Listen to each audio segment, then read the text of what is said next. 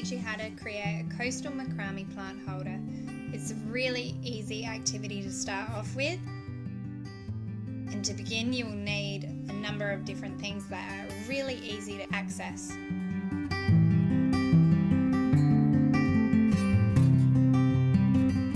I have made these types of macrame plant holders with a range of things, including bangles. You just got to keep in mind that it is made to hold a weight. You'll need to find the midpoint of each of your longer lengths of cord. So that's 3 cords that you're placing through your ring. And we're going to begin by making a temporary gathering, just using a piece of twine or even cooking line.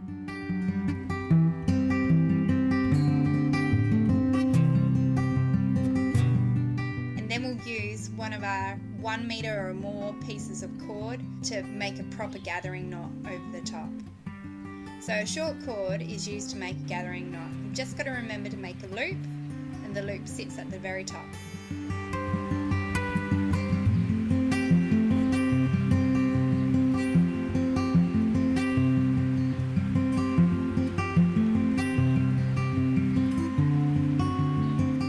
Then you begin wrapping using one of the ends of that shorter piece of cord and wrap all the way around your working lines and wrap from bottom to top.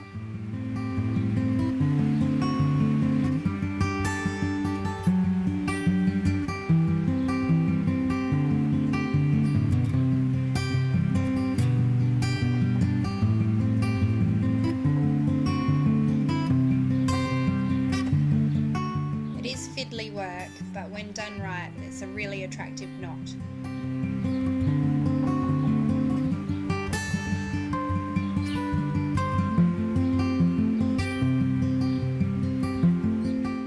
Pulling the opposite end of the short cord, it's actually going to grab the top end and pull it down underneath the lines of the gathering knot.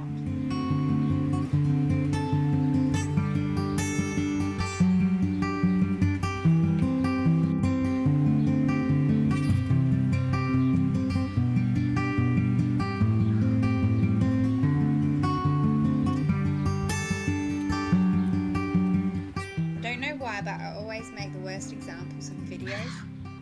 Either way, you need to pull down on the longer cords and it will make your knot even neater, bringing it right up to the edge of the ring. Then trim the excess.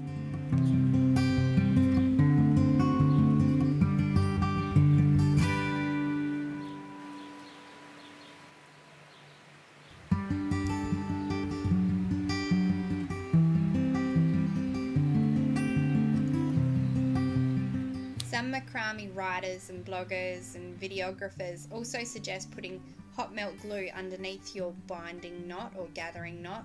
I haven't ever used or tried that before, and mine are still hanging.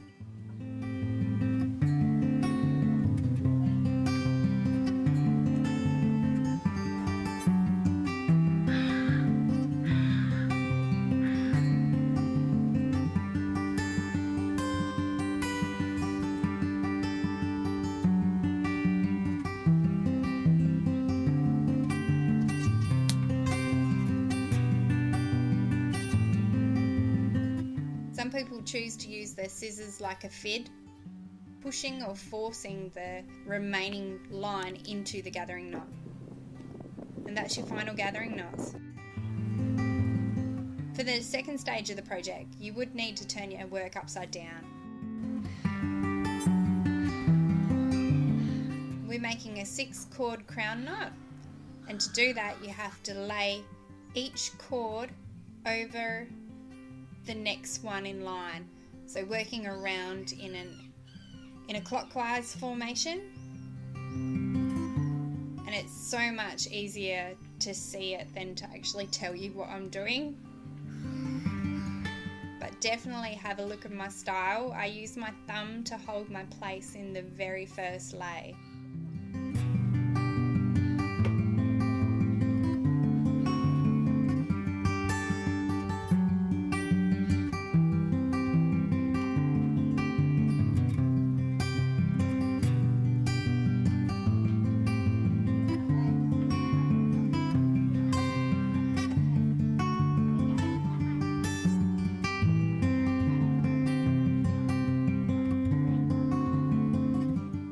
So the outcome from tightening up all of your cords is quite a circular looking knot.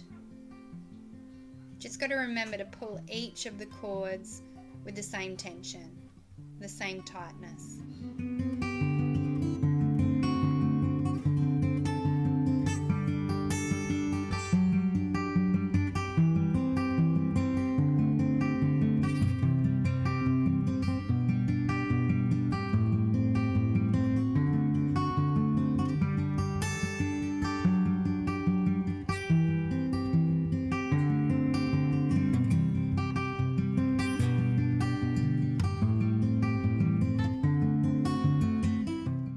The second knot of a senet of 6 cord crown knots.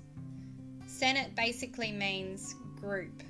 So if you have a project that requires you to make a senet of the same knot, you're just making a group of the same knot, so one knot sitting on top of the other. And once you've done a couple of the same knot, you'll actually find your flow. It can become quite meditative.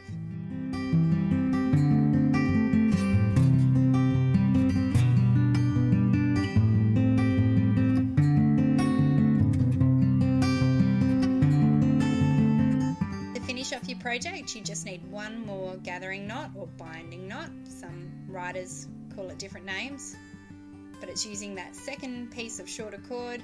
Just make a loop,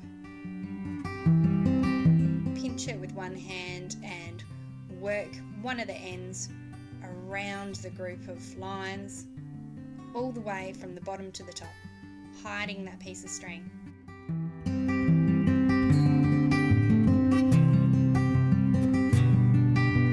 You thread the end through the loop, tighten, trim and neaten.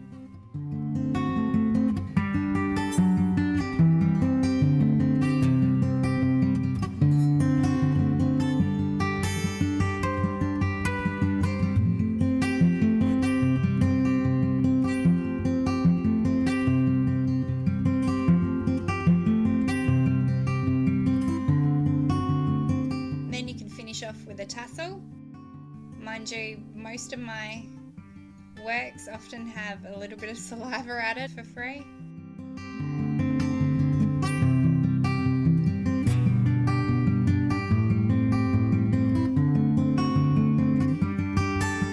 Really just cutting all of the ropes at the same length and having a small overhand knot at the bottom. When you're happy with it, all you have to do is find a place to hang it and something to go inside it.